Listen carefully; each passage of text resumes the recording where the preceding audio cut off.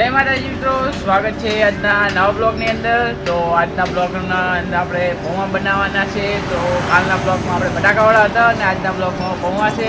તો એન્ડ સુધી બ્લોગની અંદર જોડાઈ રહેજો. આપણે પૌવા બતાવો તો સામગ્રી બતાવી દઉં. ચલો તો મિત્રો, ડુંગળી, ટોમેટો, સિંગના દોણા, મરચું, હળદર, રહી, બરાબર આ બધું આપણે પૌવાની અંદર નાખવાનું છે. તો તમે એન્ડ સુધી બ્લોગની અંદર જોડાઈ રહેજો. હવે આપણે પૌવા બનાવવાનું શરૂ કરીએ. તો પહેલાં આપણે હળગાવશું. હા, તો આપણી આગ બરાબર થઈ ગઈ છે, કમ્પ્લીટ થઈ બરાબર. હવે આપણે રહી નાખવાના સર, બરાબર રહી. તો મિત્રો રહી નખાઈ ગઈ છે. તો તમે જુઓ રહી કમ્પ્લીટ ફૂટી રહી એટલે પછી આપણે ટોમેટો ડુંગળી નાખીશું.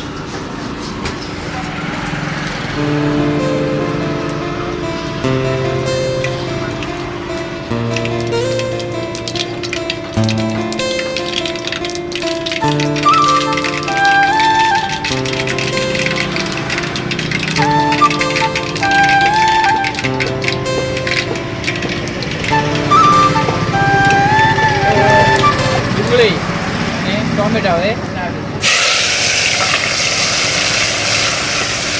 ડુંગળી ને ટોમેટો નાખાઈ જાય અને પછી આપણે સિંગના દાણા એડ કરીશું.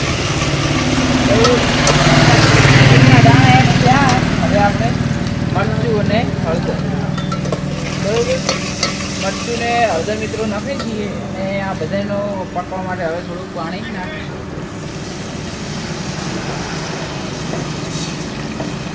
તો હવે આ બધું થઈ જાય પંખો ને પાણી હવે નાખી દઈએ. હવે પૂરો આવે તો ઘડી આપણે રાહ જોઈશું, પછી આપણે નાખીશું અંદર એક તપ જોતા મારું.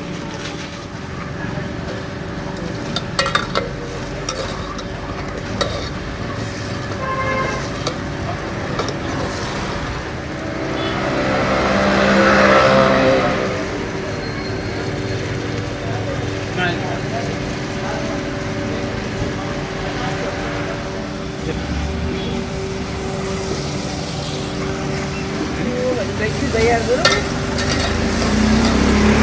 હવે આપણે નાખી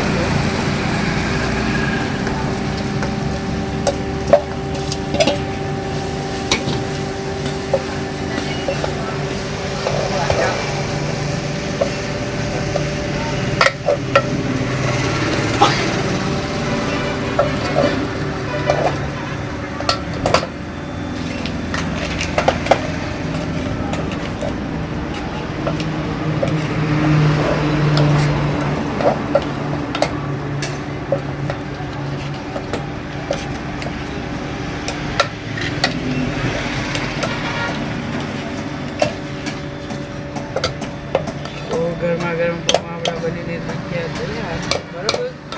તો બટાકાવાળાનો બ્લોગ આપણે કાલે ચડાવી દીધો હતો. એમાં આપણે કરશું અને પૌવામાં આપણે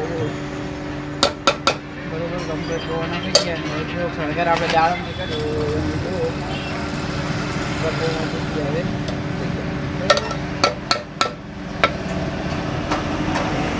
તો હવે આટલો બ્લોગ આપણો થાય હવે ખતમ. તો હવે મળીએ કાલના નવા બ્લોગમાં. જય માતાજી.